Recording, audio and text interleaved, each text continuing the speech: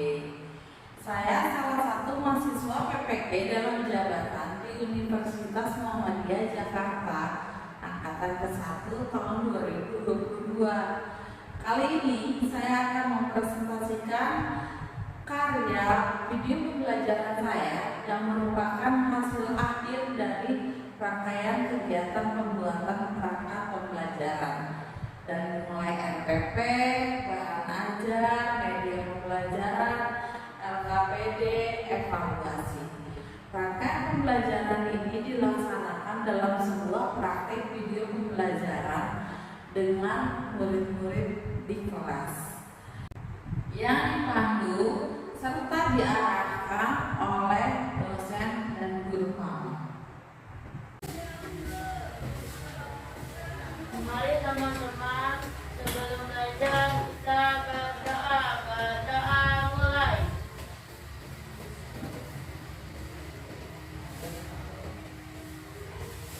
Berdoa selesai, memberi salam.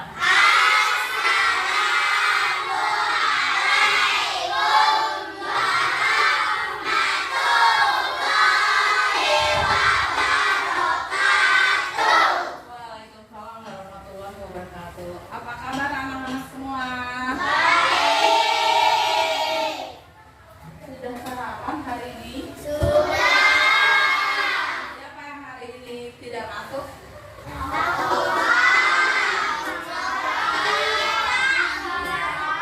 Semoga teman-teman yang sedang tidak sehat kita doakan lekas sembuh ya. Sebelum kita mulai, kita menyanyikan lagu Indonesia Raya terlebih dahulu. Sikapnya sempurna, ya.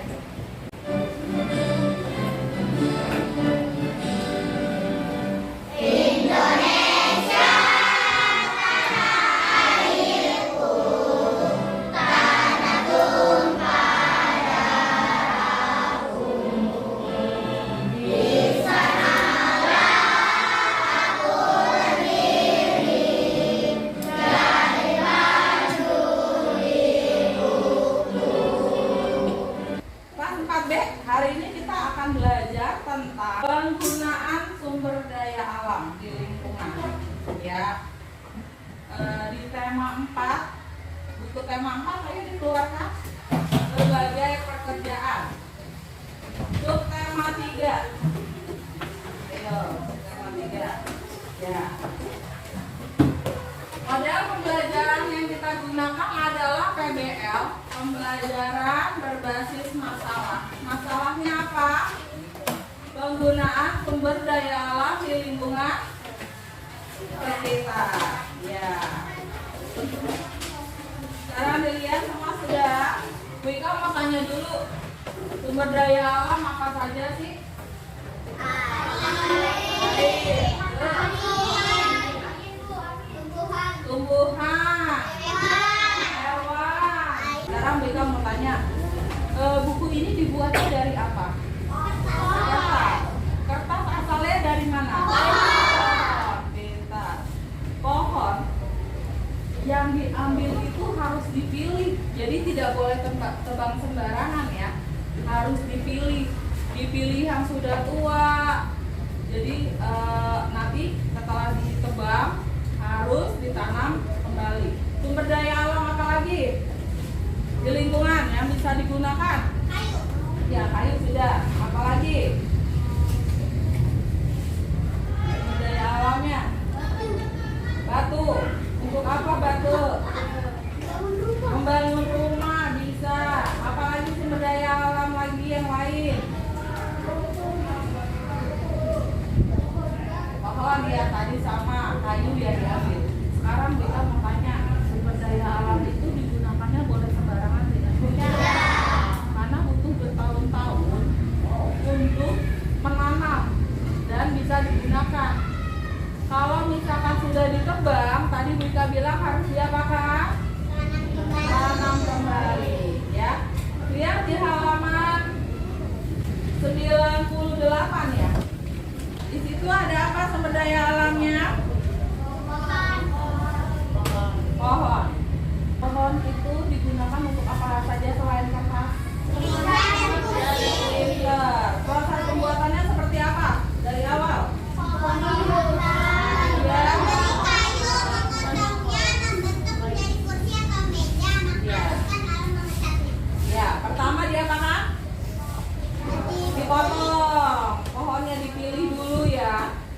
dipotong diapakan? Diapa? Ya, dibawa ke pabrik atau ke perajin kayu ya. Setelah itu diapakan?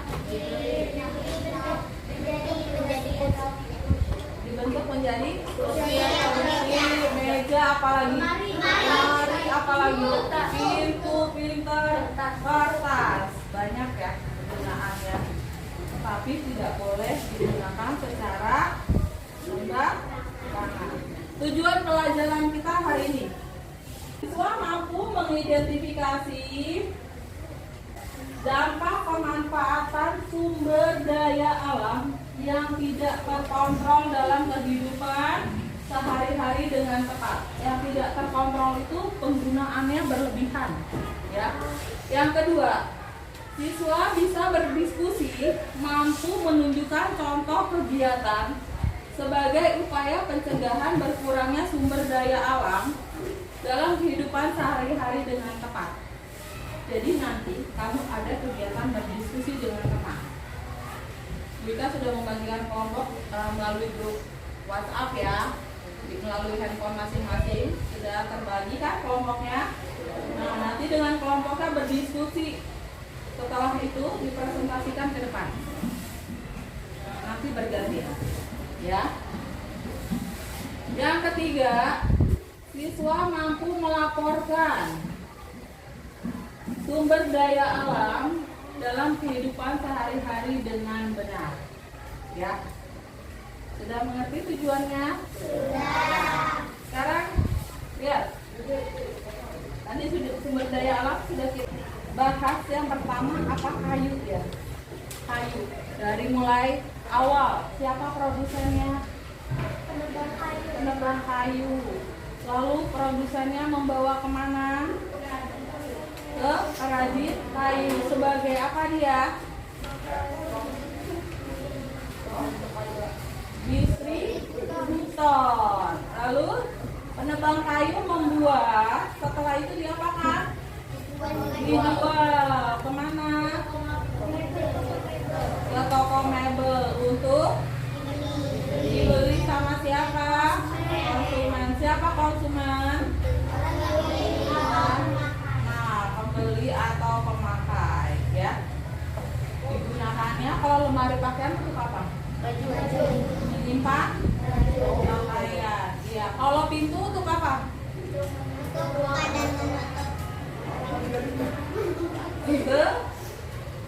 Untuk akses keluar masuk rumah. Terus kalau jendela untuk apa? Ventilasi, keluar masuknya udara. Kalau meja untuk apa? Ya. Kalau bangku untuk apa? Pinter. Sekarang lihat dari sumber daya alam yang tadi kita pelajari. Kayu. Kayu adanya di mana? Di hutan. Kalau penggunaan kayunya hanya sedikit, berarti pohonnya yang berkurang sedikit. Tapi kalau penggunaan kayunya sudah melebihi, berarti hutannya lama-lama bagaimana? Gundul, pintar. Kita lihat. Ayo, lihat, amati. Nih. Peta pulau mana tadi? Di tahun 1950.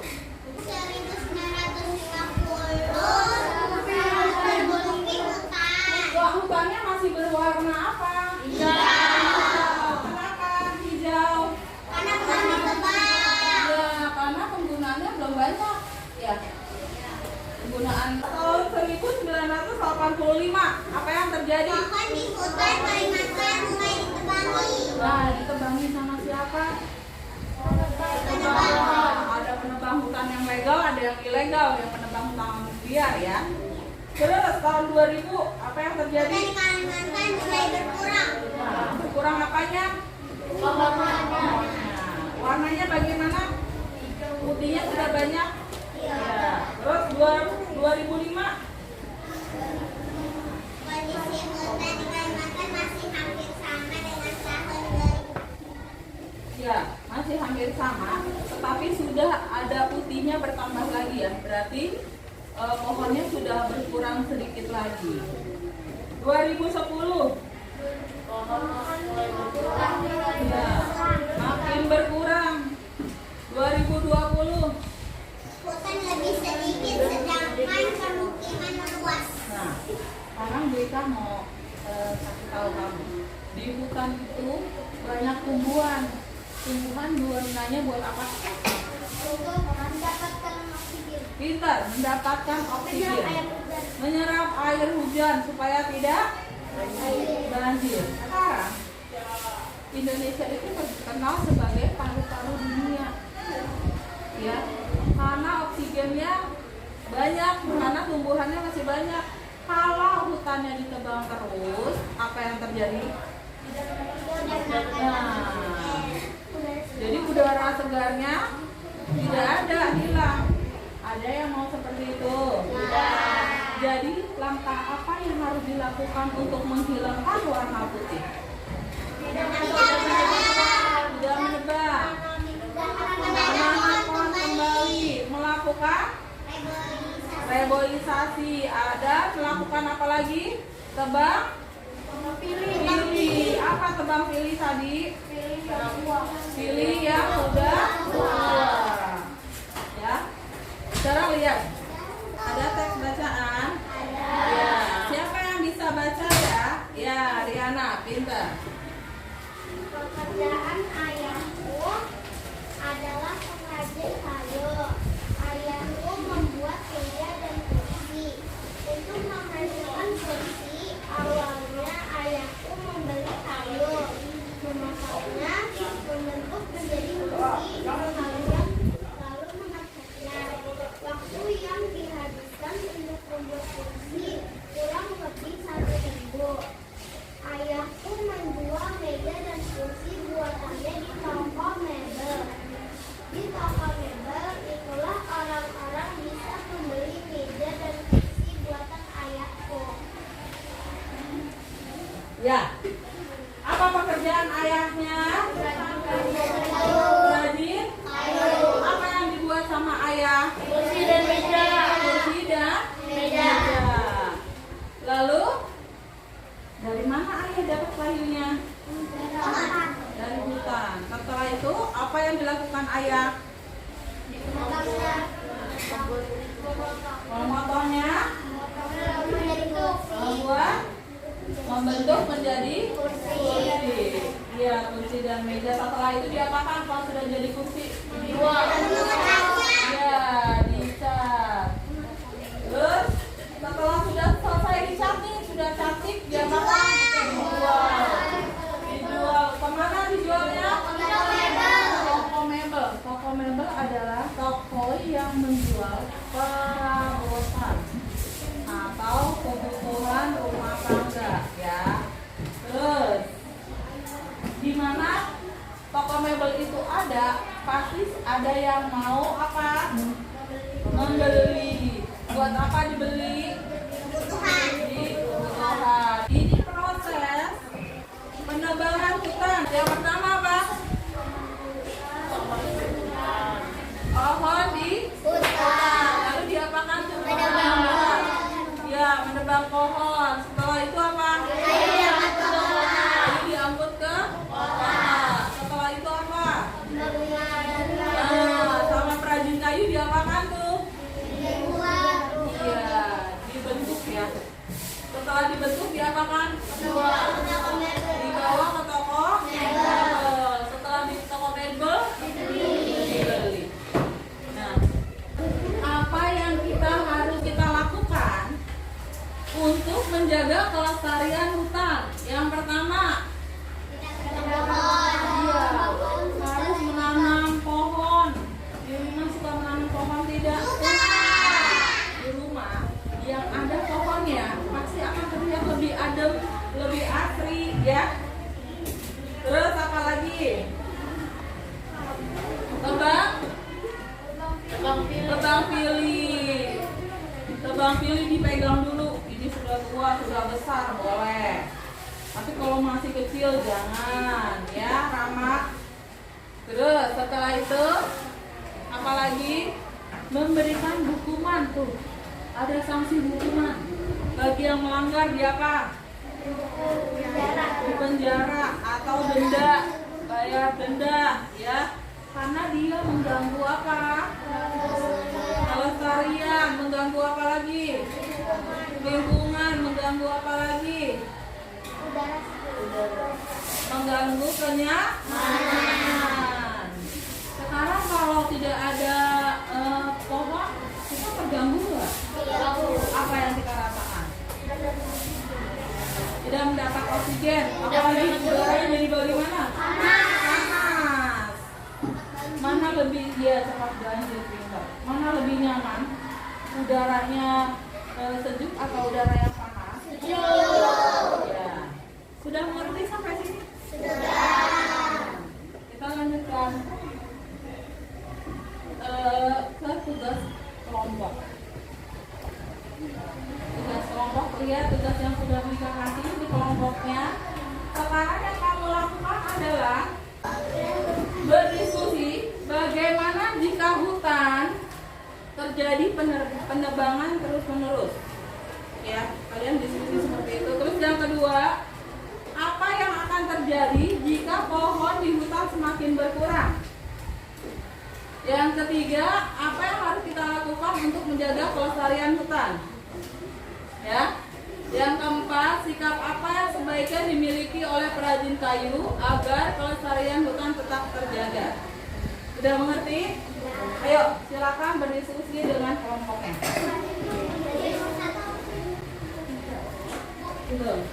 Lihat di LKPD.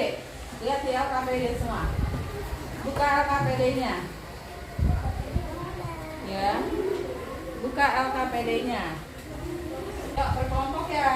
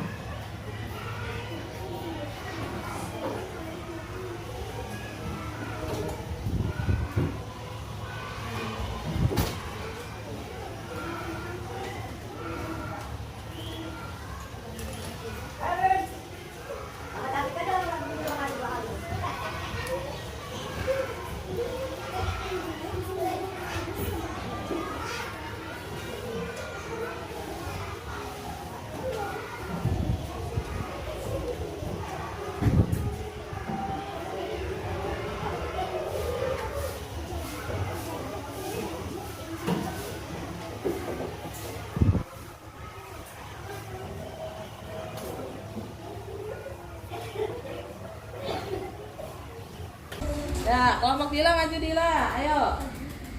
Maju, ya. Ya. Semua perhatikan ya. Ke tengah sini deh. Ya, lagi Dila geser, maju. Nah, perhatikan semua, lihat kelompok 1. Sikap yang harus dimiliki pengrajin kayu Enggak, adalah dengar. pelestarian hutan tetap terjaga adalah sikap peduli lingkungan. Sikap peduli lingkungan dapat ditunjukkan dengan tidak menebang hutan secara sembarangan. Penebangan hutan harus disertai dengan usaha pelestarian hutan. Ya, jadi sikap nomor 4. Dila jawabnya dan nomor 1. Pengundulan hutan secara terus-menerus mengakibatkan hilangnya keanekaragaman hayati yang terdapat di dalam hutan, berupa punahnya hewan maupun tumbuhan yang dibutuhkan manusia. Ya, apa yang akan terjadi jika pohon di hutan semakin berkurang? Jadi jawaban kelompok 1, punahnya apa? Punahnya apa? Hewan Maupun tumbuhan yang dibutuhkan manusia. Ya, terus nomor 2, apa yang harus kita lakukan untuk menjaga kelestarian hutan? Apa jawaban kelompok 2? akibat yang ditimbulkan oleh hutan yang dulu Menjaga. bisa menjadi sebab terjadinya banjir pada Apa yang terjadi jika pohon di hutan semakin berkurang ya? Nomor 2 soalnya. Apa yang terjadi jika pohon di hutan semakin berkurang? Apa yang terjadi? akibat yang ditimbulkan oleh hutan yang dulu bisa menjadi sebab terjadinya banjir pada musim hujan. Kerusakan hutan dapat menjadikan Kerusakan, ya. peristiwa kekeringan di musim kemarau. Oh iya, yang terjadi jika pohon di hutan semakin berkurang, seperti kata kelompok 1, kerusakan hutan. Kenapa? Dapat menjadikan peristiwa kekeringan di musim Kerusakan hutan akan menyebabkan kekeringan di musim kemarau. Ya. Soal ketiga, apa yang kita lakukan untuk menjaga kelestarian hutan? melakukan reboisasi, yaitu Reboisasi, terus apa lagi? kembali hutan-hutan yang sudah rusak sehingga hutan akan tetap terjaga Oh iya, reboisasi, terus apa lagi? menerapkan sistem terbang pilih tanam penebangan hutan yang kemudian diganti dengan menanam hutan yang telah ditebang agar hutan tetap terjaga kelestariannya. Ya, terus. Penebangan secara konservatif, yaitu penebangan dengan cara menebang pohon yang sudah tidak produktif lagi. Ya, sekarang soal keempat, sikap apa yang sebaiknya dimiliki oleh perajin kayu? Sikap yang harus dimiliki oleh pengrajin kayu agar kelestarian hutan tetap terjaga adalah sikap peduli lingkungan. Ya. Peduli lingkungan dapat ditunjukkan dengan tidak menebang hutan secara sembarangan. Penebang hutan harus disertai dengan usaha pelestarian hutan. Ya, jadi sikap peduli lingkungan, tidak menebang hutan secara sembarangan dan menjaga kelestarian hutan. Tepuk tangan untuk kelompok 1. Kita mau tanya,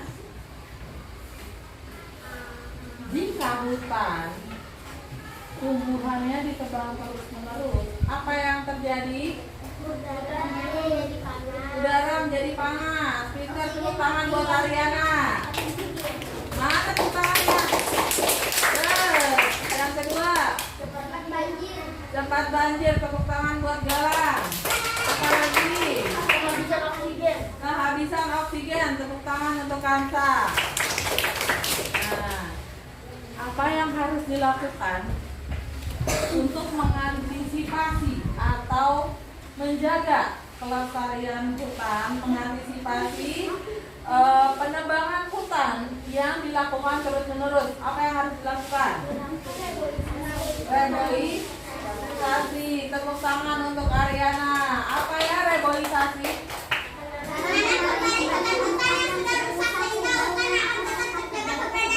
Ya, tepuk tangan untuk Aisyah. Satu lagi apa lagi? Menerapkan sistem tebak pilih karena penebangan hutan yang kemudian diganti dengan menanam hutan yang telah ditebang agar hutan tetap terjaga kelestariannya. Ya, tepuk tangan saudara. Jadi dari pelajaran tadi kita sudah mendapatkan ilmu. Apa ilmunya? Yang pertama, sumber daya alam yang digunakan apa? Pohon. Pohon diambil apa?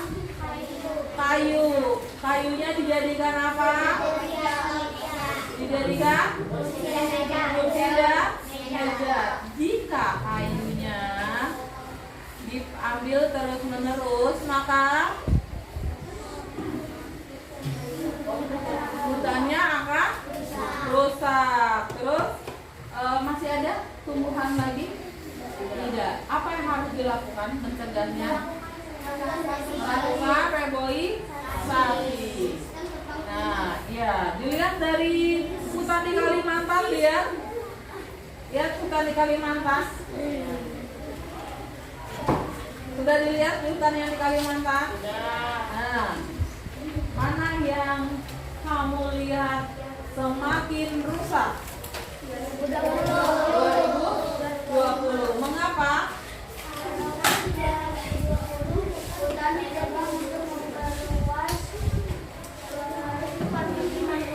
Oh ya, hutan sumber daya alam yang di hutan digunakan untuk memperluas pemukiman warga. Jadi hutannya habis ya. Nah, sampai sini sudah. Apa kesimpulan pelajaran kita hari ini?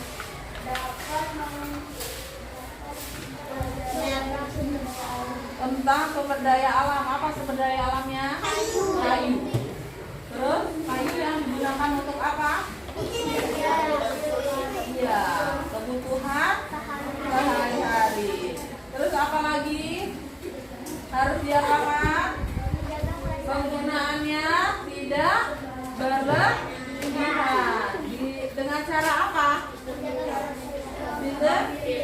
Tebang pilih. Terus reboisasi. Terus penebangan secara konservatif. Ya, dilihat yang tidak berfungsi lagi. Kalau tumbuhannya sudah tua, tidak berfungsi lagi, kan dia akan lama-lama jadi rubuh sendiri kan? Malah membahayakan kan? Jadi sebelum membahayakan, ditebang dulu. Sudah mengerti? Kita ulangi, kita mempelajari apa tadi ya? Sumber daya alam. Yang mana? Kayu. Terus kayu, bagaimana cara penggunaan dari awal yang dilakukan? Pohon diapakan? Tebang. Terus dibawa ke perajin kayu ke kota. Terus dibentuk oleh perajin kayu. Lalu dibawa ke toko mebel. Setelah di toko mebel diapakan? Dijual. Terus dibeli oleh konsumen. Hutan itu adanya di mana? Di kota atau di desa? Di desa. Di kota ada hutan? Ada sekarang hutan kota. Ya, dibuat hutan kota, tapi tidak seluas hutan yang ada di desa. Ya. Terus lalu setelah sudah jadi, kayu digunakan terus-menerus membuat apa? Hutan gundul. Apa yang dilakukan untuk mencegah hutannya gundul? Menanam kembali. Nama lainnya apa? Reboisasi. Terus melakukan apa? Tebang pilih. Apa artinya tebang pilih? Menebang yang sudah tua. Lalu apa lagi? Konservatif. Apa artinya? Menebang yang tidak sudah berfungsi. Sudah mengerti sampai sini pelajarannya? Ya. Besok kita lagi dengan materi yang lain, dipelajari, jangan sampai lupa ya. LKPD-nya dikerjakan di rumah yang Mika berikan. Sekarang dirapikan bukunya, tetap jaga kesehatan, sampai rumah cuci tangan ya, lalu tidak main, langsung pulang ke rumah ya. Dirapikan bukunya ya, ayo dirapikan bukunya semua, tidak ada yang ketinggalan. Periksa kembali